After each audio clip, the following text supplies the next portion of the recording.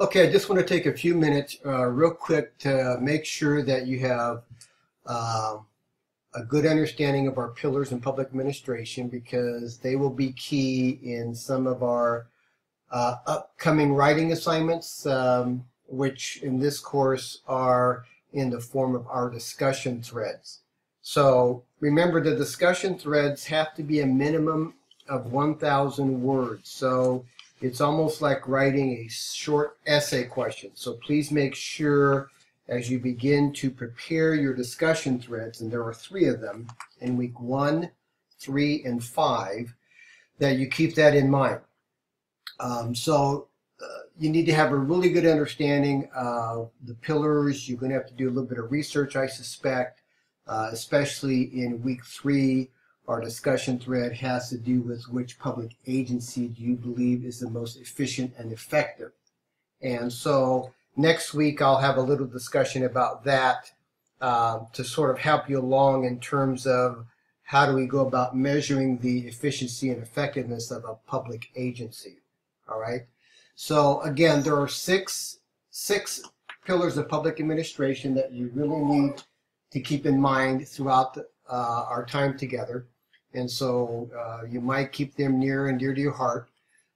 Again, they are politics and administration economy, accountability, legitimacy, equity and fairness, representation, and efficiency and effectiveness. And oftentimes in the book, you'll find that they'll discuss efficiency in conjunction with other pillars.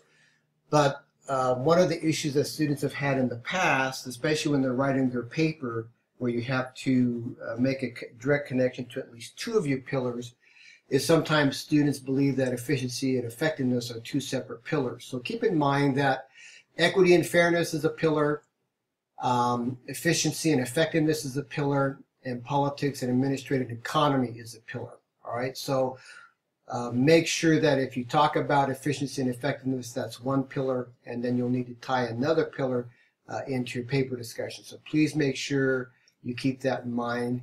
And again, make sure you have a good understanding of these 6 pillars of public administration because they will help you as we begin some of our written coursework. All right.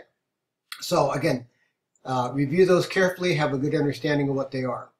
And then if you have any questions as you begin to think about a topic, then please feel free to reach out to me.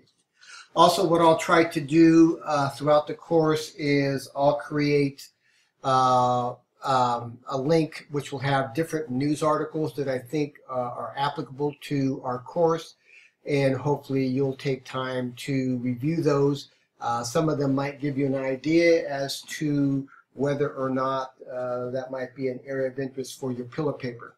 So this week I'll be posting 3 of those, and then like I said, every week there'll be a handful that you can understand what some of the current issues are in public administration. And as you're reading those, you can sort of begin to evaluate whether or not you believe that those issues of public policy reflect some of our pillars, and which ones they do and which ones they don't. So it'll give you something to really consider. The other thing is the discussion thread. So in trying to find out where you go to the discussion board and discussion threads, I have instructions under our week 1 learning activities, under week 3 learning activities, and week 5 learning activities. So go through there and make sure that you find out where to get to the discussion thread. It's not going to be too difficult, but this course was set up with the discussion board questions not necessarily located in the week 1, 3, and 5 activity section. So hopefully you'll be able to find those okay. Finally, my contact information. Again, don't ever hesitate to contact me. You can email me if it's important, and that's whether or not you think it's important or whether or not you think I might think it's important. You can always feel free to call or text me. I have no problem with students calling or text me anytime, even on weekends. Okay, so feel free if you need something clarified and it's urgent. You can call or text me. If you text me, just say this is so and so from POL 493, so at least I know which class you're in because I have more than 1 class. and then that way I'll be able to prepare a proper response for you. Okay. Outside of that, our communication, please make sure when we communicate with each other via email, it's via your Lancer mail. There are federal laws regarding our interaction on email. I need to make sure that it's you that I'm talking to, not somebody else. So that's why we use Lancer mail. Okay, so make sure you use your Lancer mail if you have to get a hold of me. If you do send me a text message, sometimes I'll say, see your email. I responded to you that way. That's just because maybe the length of the email, or just because the question you pose is something more of a confidential nature, or something that is better expressed on email. All right. So again, pay close attention to the pillars of public administration. There are 6 of them. Make sure you have a good feel for what they are. I will post something probably next week, towards the end of next week, which is week 2, on efficiency and effectiveness. Again, the second discussion thread question, which is in week 3, students tend to have a little bit of a difficult time with that one because it asks you to identify which public sector agency do you think is the most efficient and effective. And so sometimes students scratch their heads on that one. So the question becomes really is, how do we measure the efficiency and effectiveness of a public agency?